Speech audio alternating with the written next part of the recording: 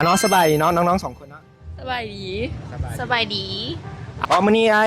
อยากมาถามน้องว่าพวกน้องที่ตามบ้านยูโรอยู่บ่เจ้า โดย ที่ตามอยู่เนาะเอาเนาะสบายดีพี่น้องป้องป่ายเนาะมื้อนี้มาลงเดือนเฮาจะมาสัมภาษณ์วัยรุ่นนครหลวงเนาะว่าในบ้านยูโร2024นี่เขาเชียร์ทีมใดและคิดว่าทีมใดสิได้แชมป์เนาะเอามากันเลยเอาสบายดีเนาะน้อง โดยสบายดี มื้อนี้ไอ้อยากถามน้องที่ติดตามบ้านยูโรบ่เจ้า